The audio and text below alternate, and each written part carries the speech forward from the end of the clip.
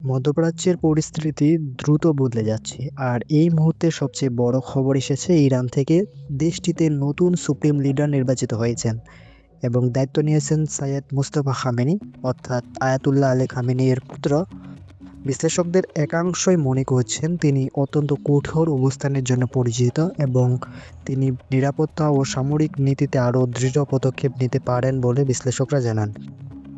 IRGC অর্থাৎ Islamic revolutionary guard কর্পসের নেতৃত্বে এই পরিবর্তন এসেছে বলে জানা গেছে।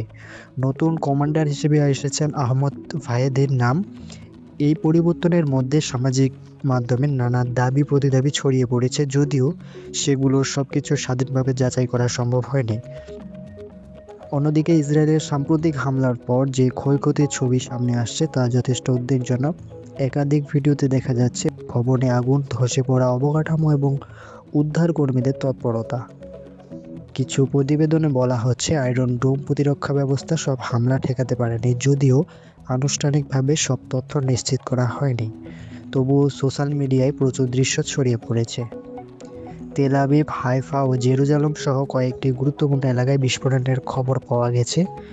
একই সময়ে ইরান থেকেও ক্ষেপণাস্ত্র নিক্ষেপের ভিডিও প্রকাশিত হয়েছে, যেখানে আকাশ জুড়ে ট্রেইল ও বিস্ফোরণের দৃশ্য দেখা গেছে।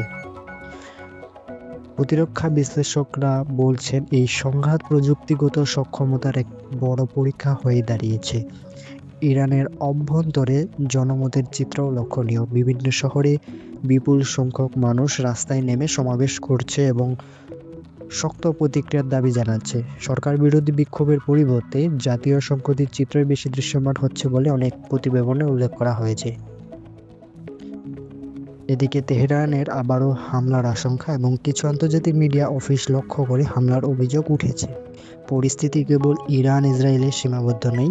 পাকিস্তান সহ কয়েকটি দেশে মার্কিন স্থাপনার সামনে উত্তেজনা তৈরি হয়েছে বলে খবর এসেছে।